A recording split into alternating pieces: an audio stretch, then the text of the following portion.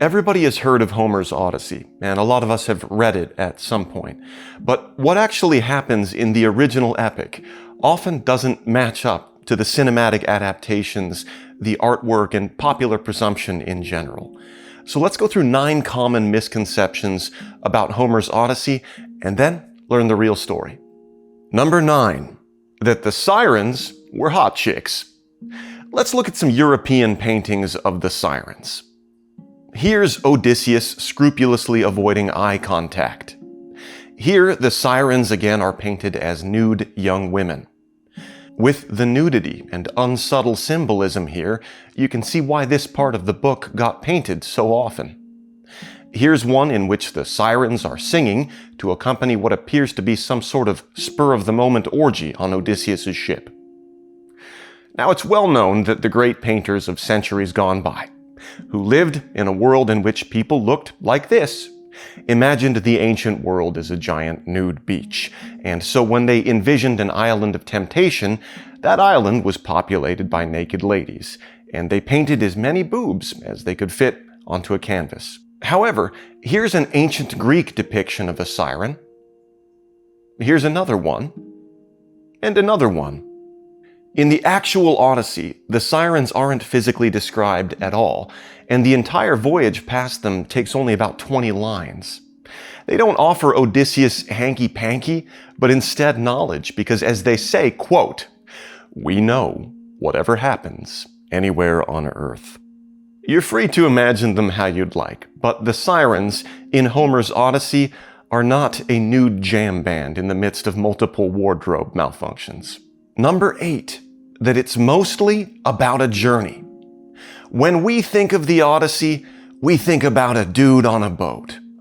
In reality, only 2 books out of the Odyssey's 24 actually feature the poet Homer narrating Odysseus' journey.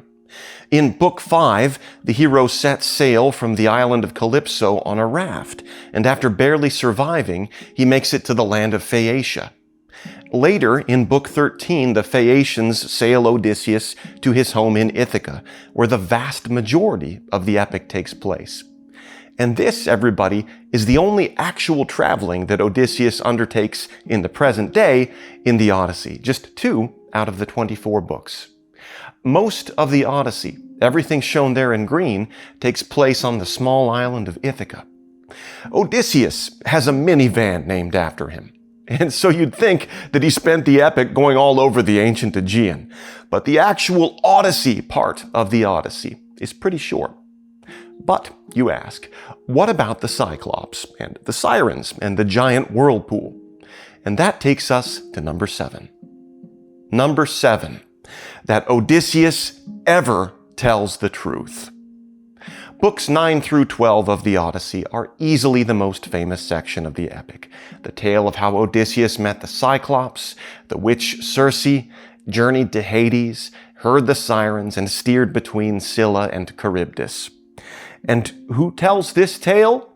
Odysseus himself, in the court of the Phaeacians. And bards were meant to entertain and not to tell the truth. Now, to be clear, most readers over the ages have accepted Odysseus' long sword and sorcery story as more or less true. But ever since the 1st and 2nd centuries, ancient writers like Juvenal and Lucian of Samosata, reading Odysseus' gigantic story within a story, have suggested that a good deal of what he told the Phaeacians was just made up, with the ultimate aim of disguising what he really did on the way home from Troy. Throughout the epic, Odysseus lies to nearly every single person he meets, including back on Ithaca, the swineherd Eumaeus, the suitor Antinous, his wife Penelope, and his father Laertes. Why then would we expect him to tell the truth during his 4-book-long Lord of the Rings-style narrative in Phaeacia? We've been reading this story for 2,600 years, and to this day, only Odysseus knows what really happened in between leaving Troy and getting to Phaeacia. Number 6, that Odysseus, after the Trojan War ended, wandered for 10 years. Let's clear this one up. Here's Troy, and here's Ithaca. If Odysseus sailed across the Aegean and down around the Greek mainland and Peloponnese, the journey would have been about 600 miles. If he traveled for 10 years, with a bit of arithmetic, we can determine that he and his crew covered about 0.16 miles every day, meaning that they had an average speed of 35 feet per hour, which means that there's a good chance that if you're sitting on the couch watching YouTube, you are covering more distance in your trips back and forth to the refrigerator than Odysseus did during his journey. No, seriously, Odysseus was European, so he was on the metric system, and that means that he covered about 1/4 of a kilometer per day for 10 years, which would bring him about this far around an Olympic track. But as you may know, during Odysseus's 10-year-long journey, he wasn't on the move the whole time. First, he spent, by choice, a full year in the forest mansion/drug den/zoo of the witch Circe. Then he spent 7 years in the open-air sex dungeon of the nymph Calypso. And that means that out of the 10 years that he wandered on his way home from Troy, just 2 of them were spent on the road. And during those 2 years, he evidently did a lot of dilly-dallying. Because again, the archaeological site of Hisarlik in northwest Turkey, most often thought to be where ancient Greeks imagined the city of Troy to have been, is about 600 miles over the Aegean. It's a long way, but sea travel was much faster and easier during antiquity than land travel. Bronze Age ships could cover well over 30 miles a day, though they hugged the coast. Assuming that the crew sailed for 2 years at 30 miles a day, taking weekends off, they could have covered about 19,000 miles during those 2 years, bringing them about 75% around the circumference of the Earth. And the conclusion to take away from this analysis is either that Odysseus and the gang were really shitty sailors, or that the Odyssey is a wonderful story and that it's based on older stories and we shouldn't try to nitpick it too much. Number 5, that the Iliad and the Odyssey were both written by a single blind poet from the island of Chios. This is a big one.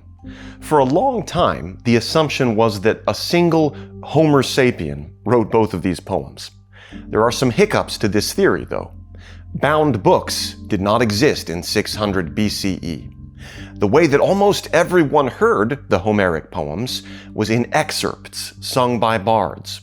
The Homeric poems started as long, stitched-together narratives, and the most common theory today is that these songs evolved over the course of many generations until sometime between very roughly 725 and 625 BCE, a bard or bards collaborated with a scribe or scribes, and the Homeric poems got set down.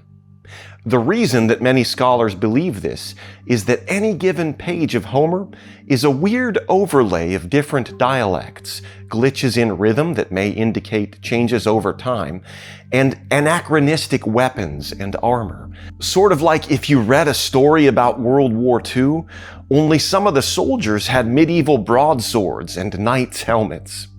In much the same way, the Homeric epics written down during the Iron Age have things like Bronze Age boar-tusk helmets and tower shields in them, which were way out of style by 700 BCE. For all of these reasons, the most common theory today is that the Odyssey wasn't written by a single guy named Homer, but instead that both Homeric poems were group projects that took centuries to develop, and then assumed their present forms. And speaking of those centuries, number 4, that it is about as old as this famous thing on top of this other famous thing in the city of Athens. The Parthenon was finished around 432 BCE, during what's called the classical period of ancient Greek history. The classical period was the time of Socrates, the 300 Spartans, and the vast majority of ancient Greek theatrical works that still survive today. When most of us think of ancient Greece, we think of the classical period. The Odyssey, however, is a lot older than the classical period. Set down between roughly 725 and 625, the Odyssey reached its current form during what historians call the Archaic period, hundreds of years before the high noon of ancient Athens. The most important takeaway here is that for classical period Greeks like Plato, Homer was the exalted past, and that as much history had passed between Homer and Plato as has passed between the 18th century and our own time. Number 3, that Odysseus looked like this. For some reason, we imagine ancient Greek heroes as gym hunks, all of them dressed in this generic style of Greek armor. Previous generations depicted ancient Greek heroes in equally weird ways. Here's a 19th century painting of Odysseus and Ajax going to talk to Achilles and Patroclus in a scene during the Iliad, during what must have been a severe clothing shortage in the midst of the Trojan War. And look, there is nothing wrong with playing the lyre in the nude within a few inches of your friend's private parts. Everyone does that all the time. Nothing wrong with wearing a shower curtain to a meeting, nor with showing up nude in a helmet with a tablecloth draped over your shoulder. We still do this today, every day. But how did ancient Greeks illustrate Homeric warriors? First of all, surprise, surprise, they're wearing clothing. Second, they're in good shape, but they're obviously not living off of protein shakes and steroids. Ancient Greeks were not prudes. The 19th century artists who painted them in the nude were basing their art on the ancient Mediterranean's warm weather pagan fondness of the human body. But to return to Odysseus and the way that he gets depicted, here he is in a 4th century vessel from the end of the classical period. The guy isn't scrawny, but he's not a bodybuilder either. Now, there's often a lot of talk when a new adaptation comes out about the accuracy of Homeric weapons, ships, and armor. As we discussed a moment ago, ancient Greece wasn't just one thing.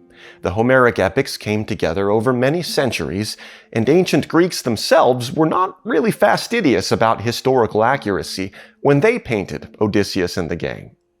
Technically, as all classic students in the audience know, armor from the late Bronze Age might have looked more like this.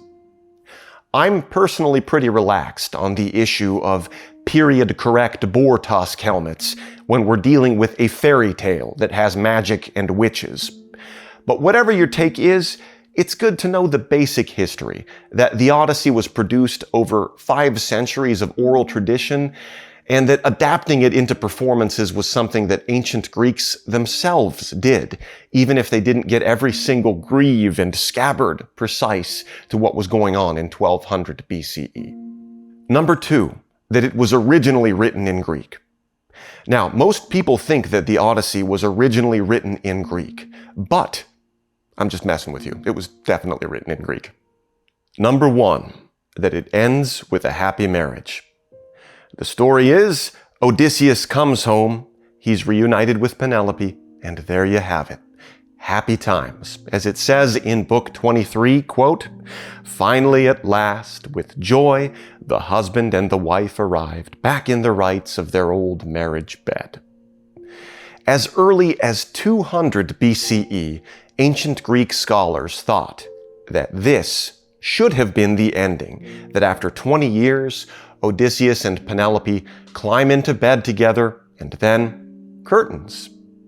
But let's consider what happens, beginning with a fantastic 15th century German illustration. In this thoroughly historically accurate illustration, Penelope is weaving her shroud. Then Odysseus shows up and starts killing all of the suitors. They don't seem too upset. This suitor is so excited that he's puking up some orange Kool-Aid while stroking his friend's chest. In the clothing-optional feasting hall of Ithaca, Odysseus and Telemachus murder around 108 suitors. Odysseus and Telemachus then brutally torture a herdsman to death and hang a number of weeping female servants who had been romantically involved with the suitors. Unsurprisingly, there is no happily ever after following this mass execution. The suitors, as it happens, have families, and some of them, notwithstanding their predilections for freeloading, were decent people before Odysseus came home and killed them, certainly no worse than the mass-murdering Odysseus himself. There are two tragedies that end the Odyssey. First, at the story's conclusion, after telling Penelope that he's about to leave again, Odysseus bluntly tells Penelope to go upstairs and not talk to anyone, which is precisely what every single male character in the book has been telling the heroine over the course of the whole story. If you like Penelope as a character, this is just heartbreaking. Second, there is an uprising against Odysseus on the island of Ithaca. After all, every Ithacan who went to Troy with Odysseus never came home. And he's just killed over 100 other prominent men, and to the inhabitants of Ithaca and its adjacent islands, Odysseus is an awful warlord and tyrant and not a returning hero, in spite of this bronze yarmulke and tastefully colored bedsheet. So an insurrection against him begins, and Odysseus and a small band of warriors begin killing again, only Athena shows up and she stops the whole thing. And that's the real end of the story. The tale of a tyrant coming home and defeating an uprising against him, aided by comparably tyrannical gods, and definitely not a happy marriage. So that's a summary of 9 big misconceptions about the Odyssey. If you want to learn more, I have 11 hours of ad-free, soundtracked podcast episodes on the Homeric epics that tell you the whole story, and I just published this illustrated guide to the Odyssey too. Links below, and thanks for caring about ancient literature.